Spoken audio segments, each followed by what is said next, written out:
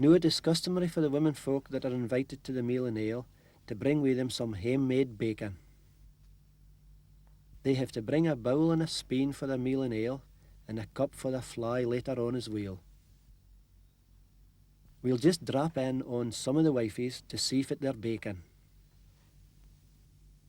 As you can see, Sheila is baking Girdle scones and bannocks.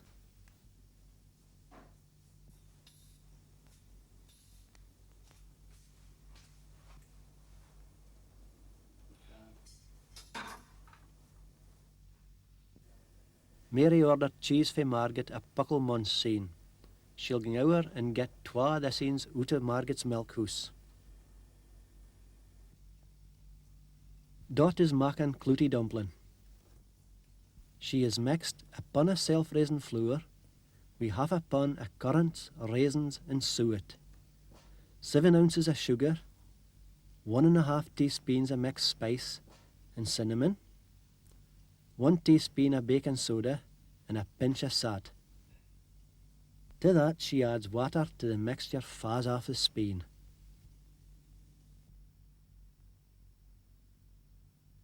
The cloot is heated with hot water and wrung out.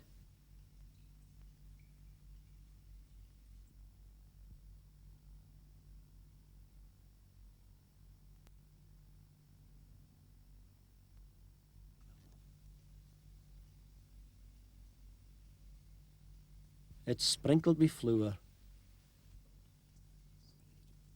The mixture is poured onto the cloot and is bundled up and tied into a dumpling shape. It's then boiled for 3 hours. Here we see Peggy making the most important thing of all, the meal and ale. The first thing to do is to put 2 spoons of syrup into a big bowl, melt it down with boiling water, add oatmeal and stir it in.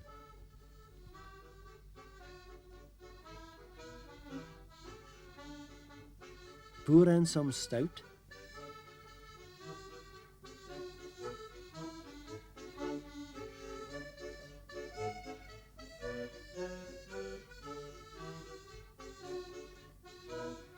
Put in a puckle of cinnamon.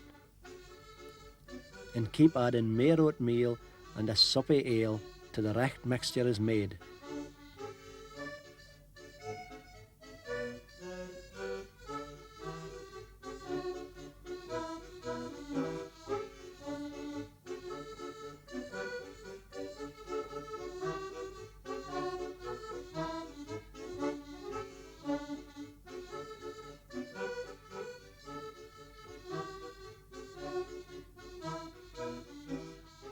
It takes Peggy's experienced hand and taste to ken van it is just recht.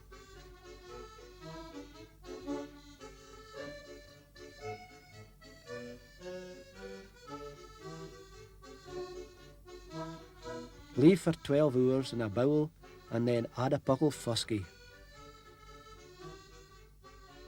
Leave for another 12 hours before it is used. But mind and get a steer now and on. Jimmy and Mary will give it a taste just before they serve it up the morn's night. If more fusky is not, it will be added before they dish it up.